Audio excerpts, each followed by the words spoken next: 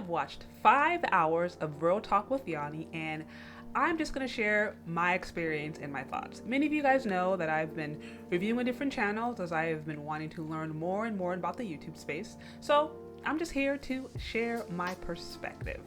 I watched the channel, and to me, it just really feels like, if I was to have a conversation with my big sister or somebody who's older than me trying to give me their life experience, I really get that sense. And so there's very much an authentic just realness about her channel and about who she is that I truly appreciate. Another thing that I respect highly is that, if I'm not mistaken, she started her page I think like 10 years ago, and it was through an actual weight loss journey. I think she did like liposuction, and there's a few different surgeries that she did, and she really just went through this whole health fitness transformation, and that was the impetus of her brand, from what I understand. And the reason that I resonate with that is just, one, somebody who actually struggled with my weight early on. I know I personally identify with that, and I know also how much courage it takes as a woman in particular to put your body online and for you to share yourself online when you don't feel beautiful. So the fact that she was able to not only put her fitness journey on there, but put herself online when she didn't feel like she was her best self, be honest about her liposuction, be honest about the different surgeries she's had to try to get the look she has now. Like, I think that takes an incredible amount of courage, because, nowadays you have a lot of women who are doing those surgeries and who are doing those different things, but they're hiding it, they're ashamed of it, they're trying to pretend like it's their real thing. And so I just, I think it takes a ton of courage to do that. And so I'm like, hats off.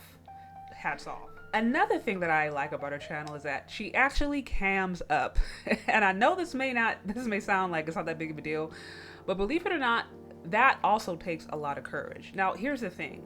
There's a ton of channels out there who don't cam up, and it seems like some of those channels in particular seem to be the most critical of other people, of other people's bodies, of other people's looks. And so the fact that she cams up, I've seen her face beat, lace front on point, edges on point, all that kind of stuff. I've seen her natural with no makeup on, with her real natural hair. And so, like I said, that goes back into me feeling like you really get a sense of who she is. From what I can tell, it definitely seems like this is her. She's not fronting, she's just being who she is, and she's sharing her journey. So now there are a couple of areas when her and I don't totally agree. And here's a few of them. First is the idea of hypergamy. On a base level, I think there's nothing wrong with desiring to level up or to marry somebody outside of your class. But the reality is that is a very, very small percentage of people who actually do it. I've just seen this in general, this whole level up hypergamy, dating somebody outside of your class, outside of your wealth.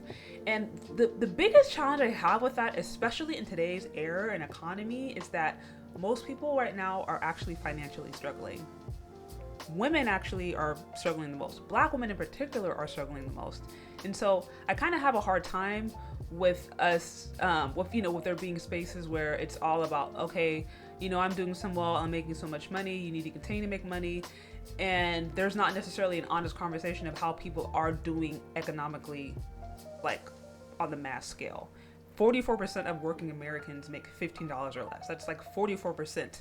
That's like almost half make literally $15 or less. This just came out not too long ago in a recent report that I saw. And single mothers in general are the most impacted financially. So again, while I think it's certainly nice, and it's certainly, it's okay to have dreams of wanting to marry somebody outside your class, the reality is that it's such a small percentage of people who do it. And most people today aren't living like that. Most people aren't living some luxurious, fantastical life. And I think to create a standard that says, unless this man can provide me this hyper luxury lifestyle, or else I'm not going to go with him, that is such a small amount of people. That is such a small amount of men, especially in today's economy. And I just wish there was, my personal opinion, I just wish there was more of an honest conversation of what is actually going on. Now, with that said, if you're a woman and you truly do want to be hypergamous, and you do want to marry within that top percentage, then that's when, there has to be an honest conversation of, okay, how are you going to compete How are you going to compete to get that small percentage of men? And I know sometimes those kind of conversations can be uncomfortable with women because, we've been told that we can just come as we are and the men should basically be able to accept us, or that they shouldn't have certain requirements of us. But, if you really do want to live hypergamously, if you do want to literally date outside of your class, which again, most people aren't, like if you're middle class, most people in middle class aren't hanging around people in the upper class who are bringing in millions of billions. Like, that's a whole other circle. But either way, if you want to date outside of your class, there are going to actually be clear-cut guidelines and criteria and rules to get there.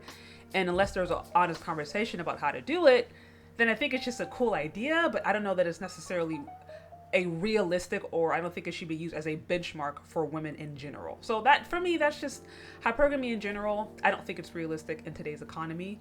I think it is realistic to, to want to be with a guy who as a hard worker, that's fine.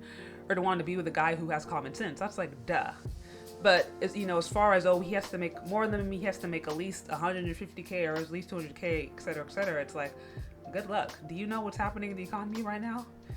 Like, good luck with that. So that's one area where I don't support hypergamy. I support a woman being realistic and dating within her level, however she defines that, and not putting out goals that that most people don't meet.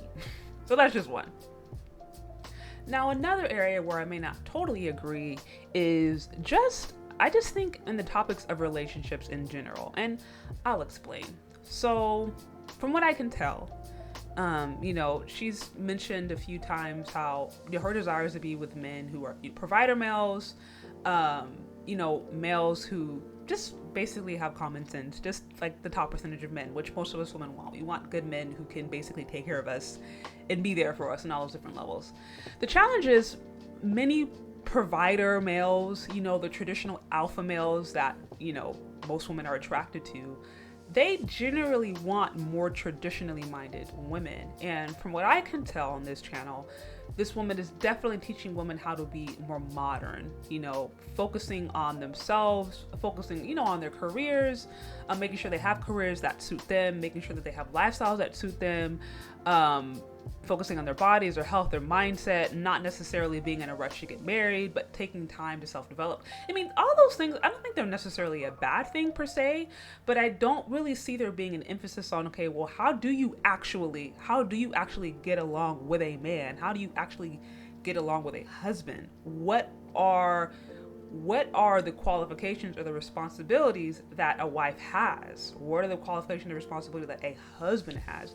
So here are some of the conversations that I just don't hear being had. And from my understanding, I don't think she's married. So, it's to no knock against her. I mean, if she's not married, then she can't necessarily talk about that.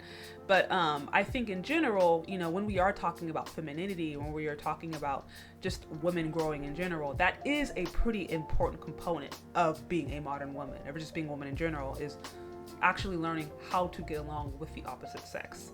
And so from my understanding, traditional provider males generally want women who are also no traditional women. They don't necessarily want modern women who see themselves as their partners or as their equals, or who don't want to submit.